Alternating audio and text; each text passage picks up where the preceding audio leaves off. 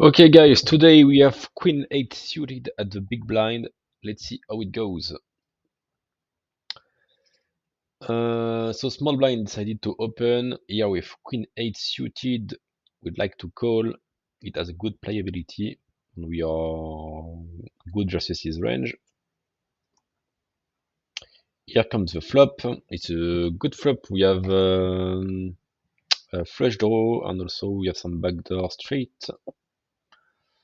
This guy decided to check.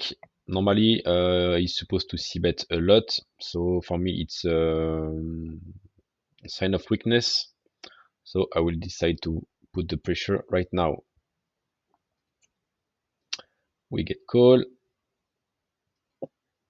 He check again. So here I like to second barrel to make fold a lot of hands, especially hands that beat us, like king high, ace high.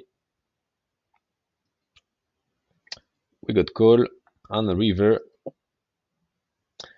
We decide to shove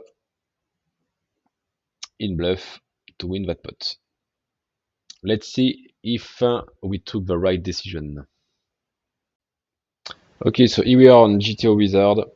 So small blind decided to raise. Here is his range. And in big blind, let's see how we are supposed to play that. We can see that most of our suited hands are called, and I think it's a good approximation to make. Even for this end, seems that the gain experience is exactly the same, calling or raising. We'd like to raise here our good hand and ace-4 suited also, which has a really good playability post-flop. We like also to raise some hand with good blockers, like Jack 8, Jack 9, Queen 9 to Queen 6, Queen 5, same for kings, and also some aces. It has good blockers, so opponent will often fold. And also it doesn't have a good playability post-flop, so we like to win the end pre-flop directly. I will precise that this is a GTO range. If your opponents open a lot at small blind, which is a good statistic to have on your tracker, you may want to raise a lot more of trash for your trash end here. Okay, let's go on the flop right now. So our opponent decided to check. This is what he will do with more than half of his range. On our side, we decided to bet here. In GTO, it seems that the best solution is to bet very small. In my perspective, in small limits, I really like to bet very expensive boards like that with a pair on it, especially high cards like Jack Jack, Queen Queen, King King, or Aces. It will be very complex for our opponent to be efficient on the defense of his range, especially when we plan to barrel on the flop and also on the turn. So this is why here I bet expensive on the flop, and it seems to be a good solution. We can do whatever we want on the flop. Everything has the gain, same gain experiences. But in my opinion, it's better to bet expensive here. On the turn, he also check. This is what he's supposed to do with most of his range.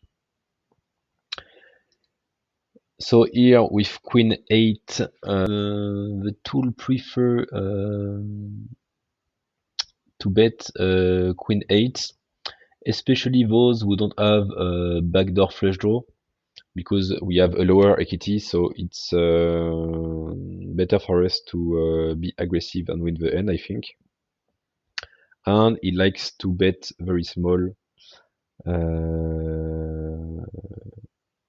Queen 8 of club. You can see here that most of the gain experience, all the gain experience are very similar, so betting strong is not a mistake here.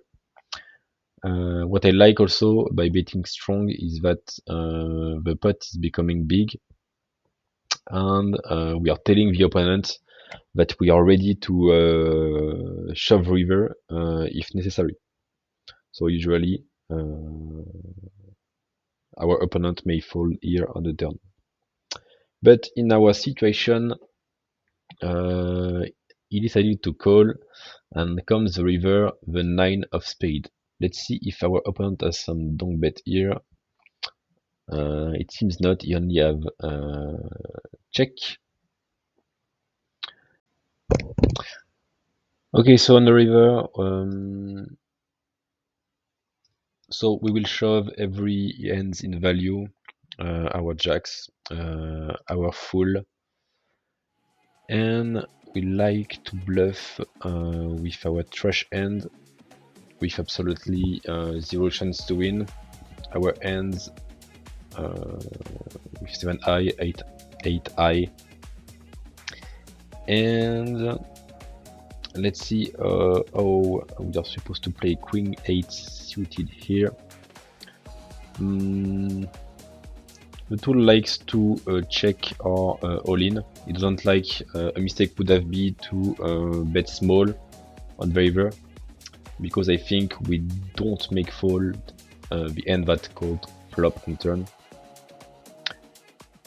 Even ace I or king I of club might call if we bet very small. So here it's only all in or check. So I'm happy to see that we took the right decision here.